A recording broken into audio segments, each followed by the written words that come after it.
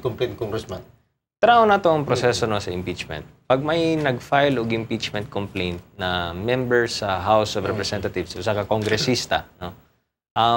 Diretso ka na sa Office sa Secretary General. Gikan sa Office of the Secretary General, kinihanlan i-endorse niya dito diretso sa Office of the Speaker. From the Office of the Speaker, diretsong ihatag to niya o i-endorse to niya sa Committee on Justice sa House of Representatives. So very strict ang rules diha. Na if there's an impeachment complaint by a congressman or congresswoman, diretso gid ka na sa paingon sa Committee on Justice. Now, the Committee on Justice, syempre, ang mga member nila, ilang hisgutan ng impeachment complaint, and number one, they have to decide kung sufficient in form siya. Kung mupasa siya sa sufficiency in form, ang sunod nilang hisgutan o pagbotohan is sufficiency in substance. Ang unod sa impeachment complaint. Kung ma-determine na sufficient siya in form and in substance, ang sunod is sufficiency of grounds. Sufficient ba ang grounds of the impeachment? Once they determine na sufficiency of grounds, dito na magkaroon og kining public hearing on the impeachment complaint, dito na ang pag-accept sa mga ebidensya. Then afterwards, the Committee on Justice will decide whether or not ila bang i-endorse karon ang articles of impeachment. Now, once the articles of impeachment is reported by the Committee on Justice, moadto ka na siya sa plenary. And pag-abot sa plenary, kinihanlan pagbotohan ka na sa mga miyembro sa House of Representatives. And ang gikinihanlan para lamang ma-endorse ka na siya, ma-approve ang articles of impeachment ug mahatag dito sa Senado is a one-third vote of the members of the House of Representatives. Pag makuha nimo ang one-third vote, diretso ka na sa Senado para sa kanang tawag na impeachment trial. Now, right now, kuno ang matod pa sa mga mantalaan ug matod sa mga reports is si Congressman Alcover will be filing an impeachment complaint sa House of Representatives. Right now, karon wala pa siya mag-file. Tungod kay nakabakasyon man ang Kongreso karon.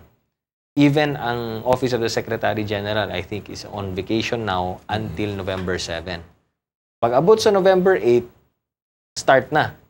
Balik na sa trabaho ang mga staff, mga secretariat, ang mga workers and employees ng House of Representatives. So on November 8, dito lang nato mahibaw-an kung mo-file gyud ba si Congressman Alcover og impeachment complaint. But once that impeachment complaint is filed by Congressman Alcover, it will have to go through the process. Ang pangutana is, do na by sufficiency in form, sufficiency in substance, and sufficiency in grounds para makahimo og articles of impeachment against the President. Ang tubag, wala ta kabalo. Ang nakibulo lang ana is ang Committee on Justice. And mahibaw lang nato kana siya human na ma-discuss o mapagbotohan ka na sa mga miyembro sa Committee on Justice. So all we can do right now is wait. Kung unsa man ang mahimong decision sa Committee on Justice diha sa impeachment complaint ni Congressman Alcover. And we also have to wait kung talaga bang magpa-file ng impeachment complaint si Alcover. Kay kining balita, matod lamang sa katong mga nabasa nato, nadungog nato sa mga news report. So until that is actually filed, we really don't know kung nabagyot. Sayod mi Congressman Carlo nga lain panining ka report nga impeachment complaint ni Congressman Alcover, tuta po'y laing impeachment ang ipasaka sa usa ka Marcos loyalist nga si Attorney Oliver Lozano. Pwede ba minimum mapasabot sa balaod nga naghisgot nga kinahanglan lang gyud nga usa ka impeachment complaint ang mapasaka sa usa ka batok sa presidente sud lang sa usa ka tuig, Congressman Carlo? Tinuod ka na, no? Actually, ang mahitabo dinhi karon is mag-unahan na sila kung kinsay mauna na ma-initiate, no? Ang operative word dinhi, Zalds o Bitoy, is initiate. Now, ang pangutana, nganong initiate? Because no impeachment proceeding can be initiated, mao ang nakabutang sa balaod, can be initiated against the same public official more than once in a given year. So, ang operative word is initiate. So, ang pangutana, kanus aba ma-initiate ang usa ka impeachment complaint? Kung congressman ang nag-file sa impeachment complaint, ang pag-initiate ni ana is ang formal na pag-file sa verified complaint sa congressman. So sa ato pa, kung ako ang nag-file sa impeachment complaint, the mere fact na ako kining gi-file sa Office of the Secretary General, that is already initiating an impeachment complaint. Lahi ang kang Lozano. Kay si Lozano, usa ka pribadong individual. Dili siya miyembro sa House of Representatives, dili siya kongresista, dili siya congressman. So the initiation of the impeachment proceeding, kung si Lozano isip usa ka pribadong individual ang mag-initiate, kinihanlan i-endorse pa nga na sa usa ka congressman. So, you have to remember na ang Lozano complaint, ang pag-file sa Lozano complaint, nauna na siya kay Alcover. Pero walay congressman man ang nag-endorse sa impeachment complaint ni Lozano. So sa ato pa, dili pa siya initiated. So mahitabo karong November 8, unahan na siya. Kung i-file ba na ni Alcover, una nga may mag-endorse sa impeachment complaint ni Lozano. Kaya kung maunahan si Alcover sa Lozano complaint, kay naunang congressman, may maunang congressman na nag-endorse sa Lozano complaint, barred na yung kay Alcover. Dili na siya, he has to wait till next year.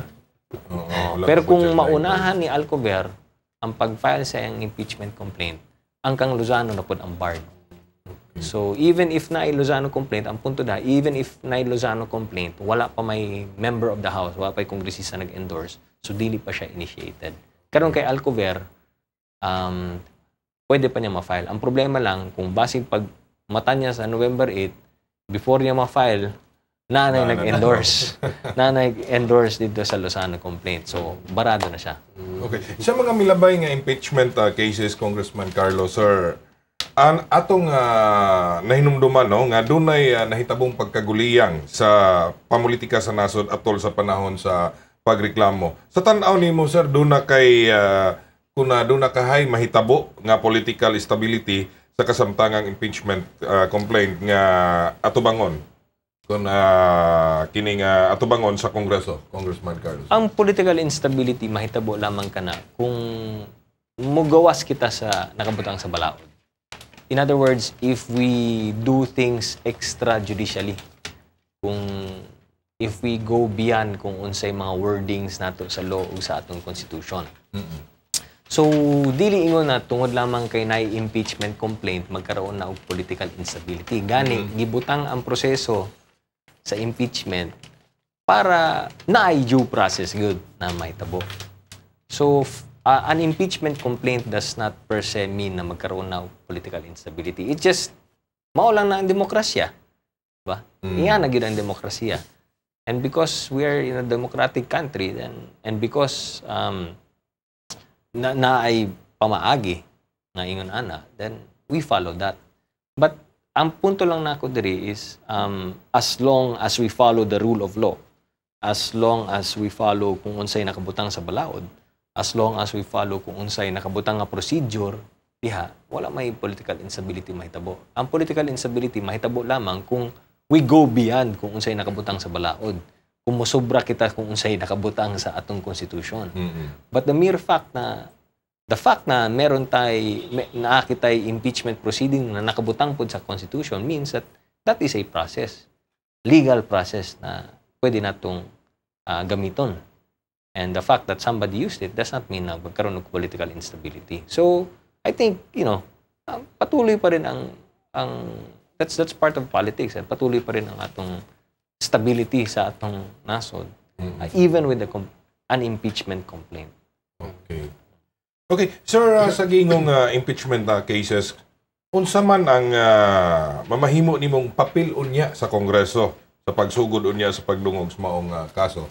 Congressman As Carlo? Assistant Majority Leader, our role is to ensure na ang proseso na nakabutang sa atong House Rules, ang proseso na nakabutang sa atong ang atong balaod, ang proseso na nakabutang sa atong Constitution has to be followed.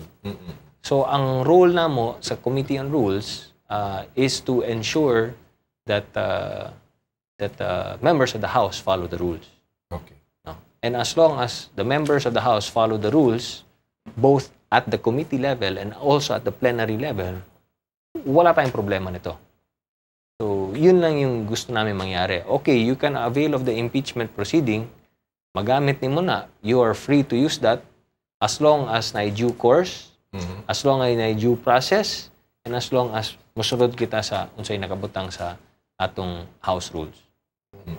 Diri na punta, Congressman, sa mga pangutana gikan sa itong mga kaigsunan sa barangay, ako na pangutana, naglambigit kini sa umabot ganing away sa imong kaubang congressman sa sarangani nga si Congressman Manny Pacquiao batok sa Garbo sa Mexico nga si Juan Miguel Marquez dito sa Las Vegas karong November 13.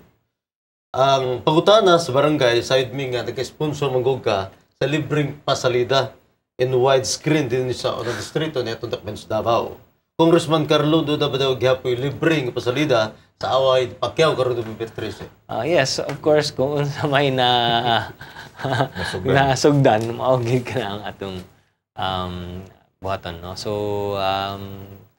naanad ng mga tao na naaday mga libreng pasalida. So, nalang gihapon. So, dito sa maalang gihapon, i-held and then ay libreng free showing. Open to all. Bisan kinsay gusto mo tanaw diha. No? So, manang kalami sa atong pasalida kay makita gid nato daghang mga taxi magpark, daghang mga tao mosulod dito, magtanaw sila. So, okay man, enjoy man.